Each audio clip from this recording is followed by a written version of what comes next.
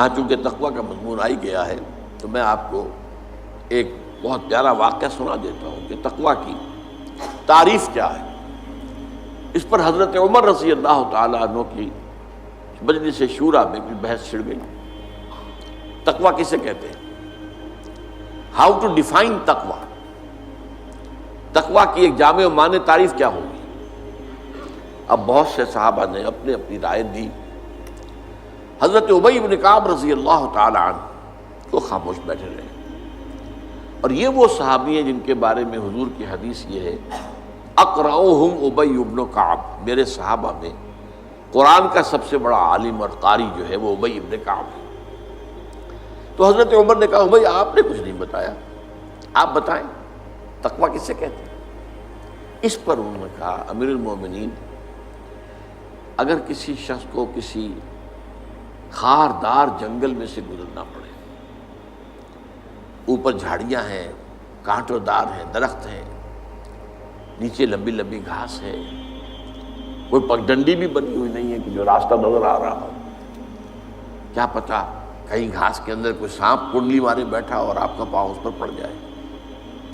اور آپ کو معلوم ہے امیزن کا طاس اور کانگو کا طاس جو ہے یہ جو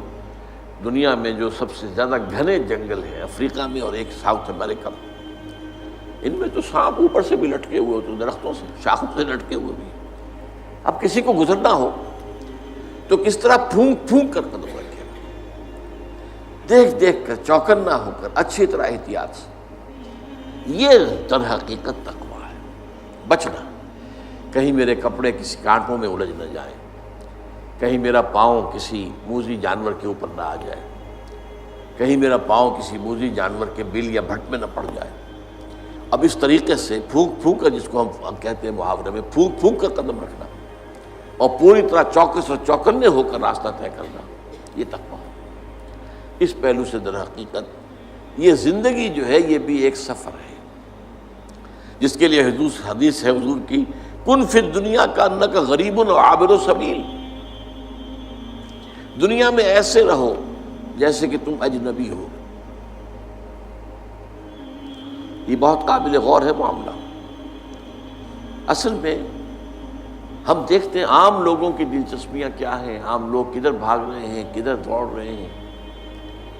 سب کو دنیا کی پڑی ہوئی ہے،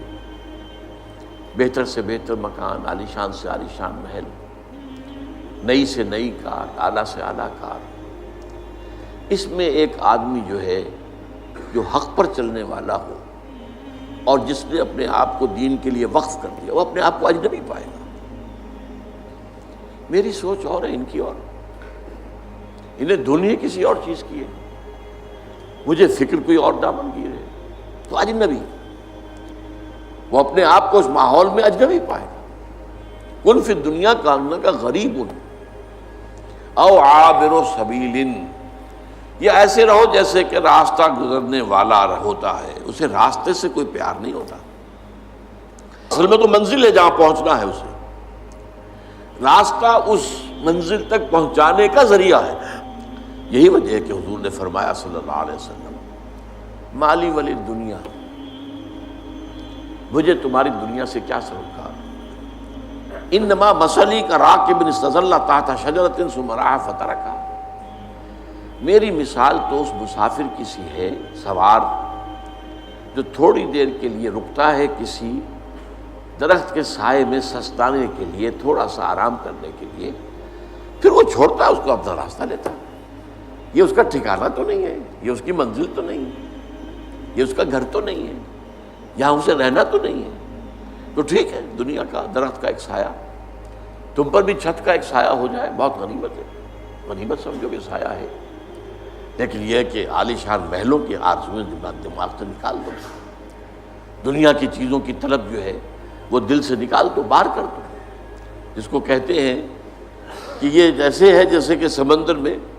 کشتی جا رہی ہے، سمندر کشتی چل رہی ہے پانی پر، لیکن اگر یہ پانی آ گیا کشتی میں تو ڈوب جائے گی۔ لہذا دنیا میں رہو، یہ سمندر ہے جس میں تمہاری کشتی چلنی ہے،